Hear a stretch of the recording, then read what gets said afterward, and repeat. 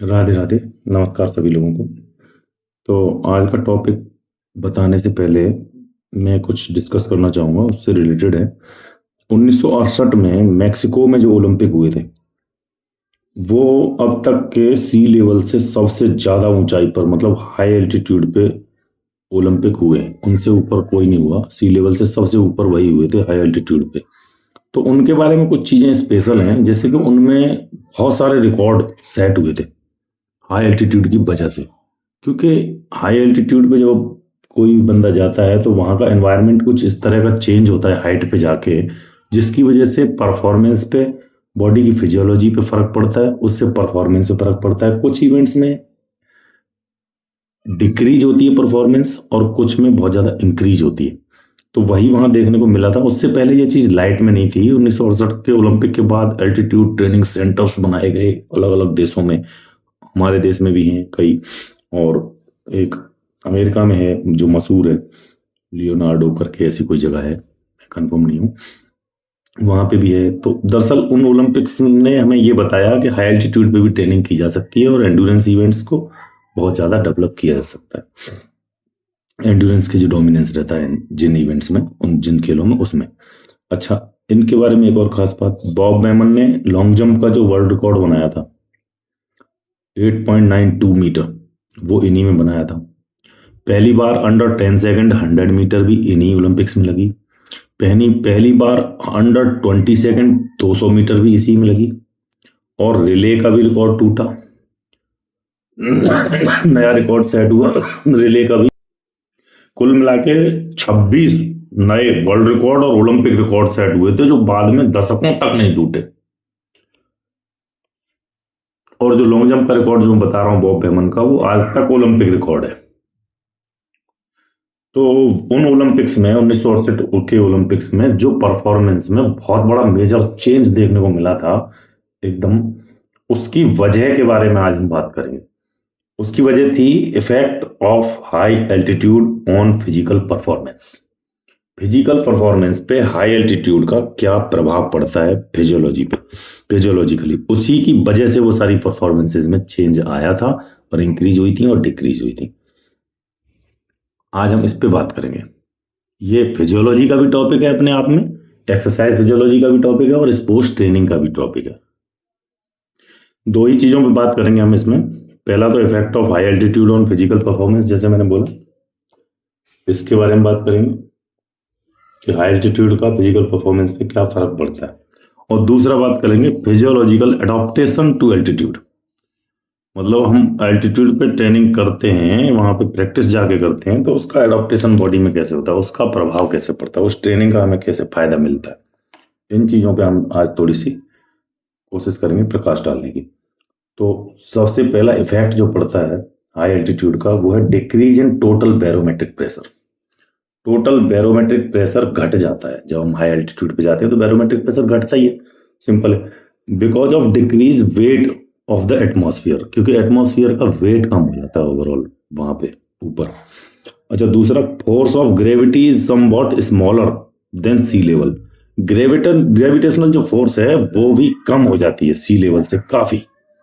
तो gravitational force जब कम होगी तो सीधा सा समझ में आता है कि energy required to lift the body theoretically decreased.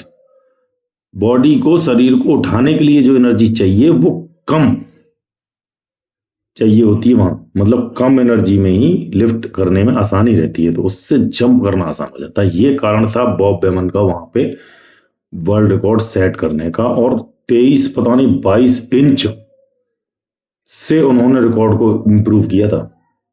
बहुत बड़ा नंबर है ये लॉन्ग जंप में, 22-23 इंच अपने आप में, मतलब लगभग 2 फुट। इतना डिफरेंस क्रिएट किया था प्रीवियस वर्ल्ड रिकॉर्ड से। तो ये इसी की वजह से हुआ था कि वहां पे बॉडी को लिफ्ट करने के लिए एनर्जी की रिक्वायरमेंट कम होती है हाई एल्टीट्यूड पे, तो उसका उन्हें सीधा फायदा मिला। एलीट एथलीट था, उसने उसका पूरा फायदा ले लिया वहां, और उसे अपने आप ही मिल गया। अच्छा, दूसरा है decrease in partial pressure of O2। Oxygen का पार्शियल प्रेशर कम होता है वहां सरफेस के, सी लेवल के अपेक्षा वहां पे पार्शियल प्रेशर O2 का कम होता है। अब इसको समझते हैं। Number of oxygen molecules per unit decreased, oxygen के मॉलिक्यूल एयर में कम हो जाते हैं पर यूनिट, वहां पे उसको बोलते हैं पार्शियल प्रेशर ऑफ O2, वो डिक्रीज हो जाता है, कम हो जाता है। Which means in order to receive the same number of molecule in given breath of air at high altitude we must take more air, हमें उतने ही नंबर, उतने ही मॉलिक्यूल ऑक्सीजन के लेने के लिए जितने हम यहां लेते हैं एक ब्रीथ में, उसके लिए हमें ज्यादा एयर कंज्यूम करनी पड़ेगी, तब हमें उतनी ऑक्सीजन प्राप्त हो पाएगी वहां। ये समझ में आई बात? पार्शियल प्रेशर ऑफ O2 का ये फर्क पड़ता है कि पार्शियल प्रेशर O2 का कम है ओवरऑल हवा में, तो हमें ज्यादा हवा लेनी पड़ेगी, तब हमें ऑक्सीजन की पर्टिकुलर अमाउंट मिल पाएगा। Partial pressure of O2 decreased because of decreased barometric pressure, barometric pressure घटता है इसी वजह से, और ऑक्सीजन का पार्शियल प्रेशर भी घट जाता है। अच्छा, decreased आर्टियल oxygen saturation of blood, arteries में जो ब्लड का सैचुरेशन है बॉडी में वो भी घट जाता है इसी की वजह से, ब्लड का सैचुरेशन आर्टरीज में भी घट जाता है, ये फिजियोलॉजिकल इफेक्ट है इसका। अच्छा, इसी का एक और चीज, decrease the amount of O2 available to working tissue, working tissues जो होते हैं, जो काम कर रही होती है बॉडी सेल टिश्यूज, उनमें ऑक्सीजन की अवेलेबिलिटी भी कम हो जाती है। Decrease the amount of O2 available to working tissues, मतलब एनारोबिकली ज्यादा लोड लेती है बॉडी, एरोबिक कैपेसिटी उसकी घट जाती है। एनारोबिक कैपेसिटी अगर अच्छी होगी तभी वो वहां सस्टेन कर पाएगा, क्योंकि उसे ऑक्सीजन की कम मात्रा वहां अवेलेबल हो पा रही है।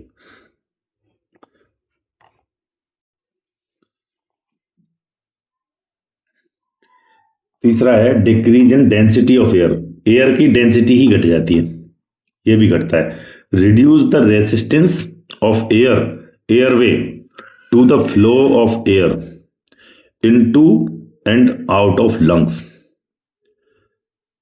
एयर की रेसिस्टेंस, एयरवे की, the reduce the resistance of airway to the flow of air into and out of lungs, lungs के अंदर और बाहर जाने में एयर की रेसिस्टेंस घट जाती है एयरवे की, क्योंकि डेंसिटी उसकी कम हो जाती है, मतलब हवा हल्की हो जाती है, हम एक तरीके से ये भी कह सकते हैं।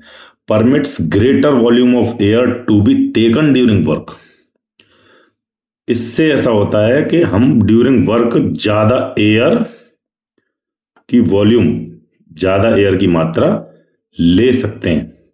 अच्छा, एक चीज अभी हमने ऊपर देखी कि हमें एक particular amount of oxygen which is needed, उसको लेने के लिए हमें मोर एयर वहां कंज्यूम करनी पड़ेगी, लेकिन हम नीचे ही देखते हैं कि मोर एयर लेना वहां परमिट होता है, वो आसान हो जाता है एयर ज्यादा लेना, ये भी है, तो ये कहीं ना कहीं इसे इक्वल करता है। तीसरा, advantages the sports event where air resistance is there, air resistance जिन इवेंट्स में ज्यादा होगी उनमें उसे एडवांटेज मिलेगा एथलीट को, लाइक स्प्रिंट्स में, जंपिंग में, पोल वॉल्ट में, वेट थ्रोइंग में, और हाई वेलोसिटी इवेंट्स में, where power used from anaerobic metabolism, जहां एनारोबिक मेटाबॉलिज्म से पावर यूज हो रही होगी, उन हाई वेलोसिटी इवेंट्स में भी उसे एडवांटेज मिलेगा एथलीट को, ये फर्क पड़ता है हाई एल्टीट्यूड पे। अच्छा, अगला है cooler air and dryer air, वहां ठंडी और सूखी हवा होगी, मतलब उसमें नमी भी कम होती है और वो ठंडी भी ज्यादा होती है, frizzy. Cooler atmosphere makes work more pleasant, जब ठंडा वातावरण होगा तो काम करने में ज्यादा सुविधा रहेगी। Can help in prolonged activity, ये हेल्प करता है लंबे समय की एक्टिविटीज के लिए। एक तरफ हमें ऑक्सीजन लेने के लिए ज्यादा इनटेक करना पड़ रहा है, दूसरी तरफ हमें ज्यादा इनटेक करना आसान हो रहा है, तीसरी तरफ हमें कूल ठंडी हवा होने की वजह से हमें ज्यादा लंबे समय तक काम करने में आसानी हो रही है। तीनों चीजें। Dryer air can increase the dehydration and dryness of throat, जो ड्राई एयर है, ठंडी तो है लेकिन सूखी है, उसमें नमी नहीं, तो उसकी वजह से क्या होता है, डिहाइड्रेशन हो जाएगा होने के चांसेस सबसे ज्यादा रहेंगे, डिहाइड्रेट होगी बॉडी। और दूसरा, गले में ड्राइनेस होगी, गले में खराश होना और सूखापन आना, ये लक्षण वहां देखे जाएंगे। अच्छा, अब एक और है sunburn and snow blindness. Sunburn होता है वहां और स्नो ब्लाइंडनेस होती है। अब इसको समझते हैं। Solar radiation is much more intense eight high altitude. High altitude पे सोलर रेडिएशन ज्यादा होगा, हम सूर्य के ज्यादा नजदीक होंगे और हम ज्यादा एक्सपोज हो रहे होंगे सोलर उसमें रेडिएशन में, सी लेवल की अपेक्षा। वहां पे skin tend to be drier, त्वचा सूखी होगी, बिकॉज हैवी विंड फ्लो, क्योंकि तेज हवाएं चलती हैं तो उससे त्वचा में भी सूखापन रूखापन आता है। Skin burns are also related to decrease density of air. जब डेंसिटी एयर की घट जाएगी, इसी से रिलेटेड है स्किन बर्न्स होना। स्किन बर्न्स भी इसी वजह से होंगे कि एयर की डेंसिटी घट गई और धूप तुम्हें वहां बहुत तेज लगती है, तो स्किन बर्न्स वहां होते हैं, त्वचा का जलना। Hard to perform in aerobic prolong sports events. अब यहां पे एक फर्क पड़ा, hard to perform in aerobic prolong sports events. यहां पे प्रोलॉन्ग इवेंट्स को ये चीज हार्ड बनाती है। अभी हमने देखा था कि जो ठंडी हवा थी वो उसे प्रोलॉन्ग पीरियड को, प्रोलॉन्ग एक्टिविटी को आसान बना रही थी। अभी यहां पे ये हार्ड बनाती है डेंसिटी एयर की और स्किन बर्न की वजह से।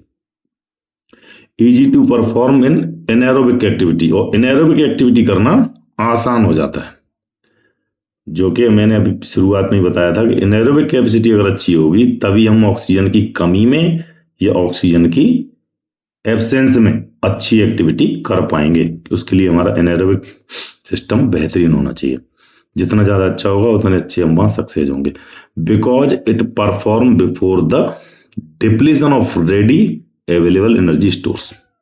क्योंकि एनारोबिक जो एक्टिविटीज हैं उनमें अवेलेबल एनर्जी स्टोर्स के डिप्लीट होने से पहले, because it performed before the depletion of ready available energy stores. Anaerobic activity सबसे पहले होती है, एनारोबिक सिस्टम पहले काम करता है जब हमें ऑक्सीजन की जब स्टोर्स की जरूरत नहीं पड़ती, उससे पहले ही, जिसमें ऑक्सीजन की आवश्यकता ना हो।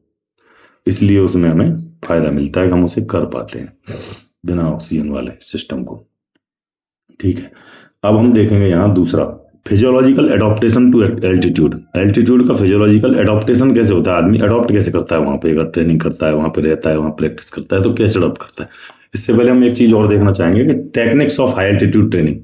हाई एल्टीट्यूड ट्रेनिंग की 3 तरह की टेक्निक होती है। इनमें सबसे ज्यादा जो प्रचलित है वो है लिव हाई ट्रेन हाई, मतलब ऊंचे पर ही रहिए और ऊंचे पर ही ट्रेनिंग करिए, एल्टीट्यूड पर ही परफॉर्म फिर आप कहीं भी करिए चाहे, ये सबसे ज्यादा प्रचलित है। दूसरा होता है लिव लो ट्रेन हाई, मतलब रहे तो हम सी लेवल पर हैं लेकिन ट्रेनिंग करने हाई लेवल एल्टीट्यूड पे जाते हैं और फिर वहां परफॉर्म करते हैं कहीं भी जहां भी हमें करना होता है।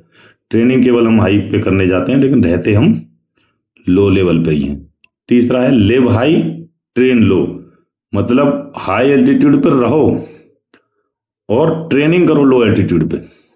तीसरा ये मेथड होता है। इनमें सबसे ज्यादा प्रचलित जो मेथड है वो पहला वाला ही है, लिव हाई ट्रेन हाई। अच्छा, इस ट्रेनिंग से होता क्या है अब ये देखते हैं।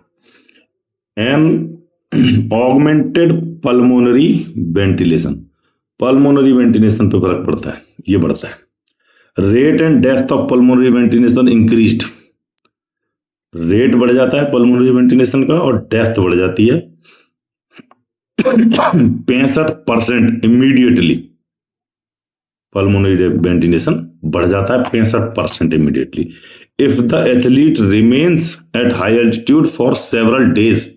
अगर वो ज्यादा दिन तक वहां रहता है हाई एल्टीट्यूड पे, then it may increase 5 to 7 times then normal, 5 से 7 गुना नॉर्मल से ज्यादा वो बढ़ सकता है पल्मोनरी वेंटिलेशन। पहला फिजियोलॉजिकल इफेक्ट जो अडॉप्ट करती है बॉडी। दूसरा, an enlarged haemoglobin concentration in blood, haemoglobin concentration blood में बढ़ जाता है। Increase in number of RBC, number of RBC बढ़ जाते हैं, रेड ब्लड सेल्स की संख्या बढ़ जाती है। Increase blood viscosity, blood viscosity में सुधार होता है। Heart must do more efforts, heart को ज्यादा काम करना पड़ता है, work of heart greatly increased, हृदय का काम बढ़ जाता है ग्रेटली, तो उसकी भी ट्रेनिंग होती है अपने आप में एक तरीके से। हार्ट ज्यादा काम करता है तो वो भी ट्रेन होता है। Greater diffusing capacity of lungs, lungs की डिफ्यूजिंग कैपेसिटी बढ़ जाती है। नॉर्मल होती है 20 ml पर mmHg, ये बढ़ के हो जाती है 3 गुना हाई एल्टीट्यूड पे जब हम रहते हैं तो। अच्छा, इंक्रीज्ड कैपिलरी नेटवर्क, कैपिलरीज का जो नेटवर्क है वो बढ़ जाता है क्योंकि उनका काम भी बढ़ जाता है, क्योंकि कैपिलरीज ही वो जगह है जहां पे ऑक्सीजन और CO2 का एक्सचेंज होता है टिश्यूज में, तो इनका नेटवर्क बढ़ जाता है क्योंकि इनका काम ज्यादा है, ऑक्सीजन कम है और पहुंचानी पड़ रही है ज्यादा जगह पे। Increased pulmonary capillary blood volume, pulmonary capillaries का ब्लड वॉल्यूम बढ़ जाता है। Augmented lung volume, lung volume अपने आप में खुद बढ़ जाता है, फेफड़ों की भी क्षमता बढ़ती है। अच्छा, दूसरा है increased heart rate, heart rate बढ़ जाता है। और कार्डियक आउटपुट, रेस्ट में, एट रेस्ट में आपका हार्ट रेट ज्यादा हो जाएगा और कार्डियक आउटपुट भी ज्यादा हो जाएगा नॉर्मल से। और है increase myoglobin content of muscles, muscles का मायोग्लोबिन कंटेंट बढ़ जाता है। और greater ability of cells to adjust low partial pressure of O2 and make use of the available O2। Partial pressure O2 के पार्शियल प्रेशर के कम होने को body adjust कर जाती है और उस कम अवेलेबिलिटी का यूज करना सीख जाती है, इसको बोलते हैं एक्यूमुलेटाइजेशन। ठीक है, एक EPO और होता है एरिथ्रोपोइटिन, वो बनता है, उसकी वजह से RBC बढ़ती है बॉडी में। तो हम जैसा हमने अभी बताया था कुछ दिन पहले, हाई एल्टीट्यूड में क्या होता है कि हम 10 से 20 दिन पहले अगर वहां से आ जाएंगे, वहां ट्रेनिंग करके 10 से 20 दिन पहले परफॉर्मेंस के दिन से हम वहां से आ जाते हैं, तो वो 10 से 20 दिन वहां पे हमें फायदा मिलता है। उसके बाद फिर वो जो एडॉप्टेशन था, जो एक्यूमुलेटाइजेशन था, वो खत्म हो जाता है। तो ये एंड्योरेंस के लिए बहुत ज़्यादा फायदेमंद होता है कि जब हम हाई एल्टीट्यूड पे जाएं और वहाँ ट्रेनिंग करें तो हमारी बॉडी इस तरह से एडजस्ट करती है अपने आप को कि कम O2 में काम कर सके और एनारोबिक कैपेसिटी हमारी ज़्यादा बेहतर हो सके, ऑक्सीजन की हमें कम से कम ज़रूरत पड़े और हम अच्छी परफॉर्मेंस दे सकें। तो उसका एंड्योरेंस में जब हम सी लेवल पे वापस आते हैं तो एंड्योरेंस परफॉर्मेंस में हमें बहुत अच्छा बूस्ट देखने को मिलता है इसकी वजह से। तो आज का विषय ये था, उम्मीद है कि सबको अच्छे समझ में आया होगा। धन्यवाद, राधे राधे।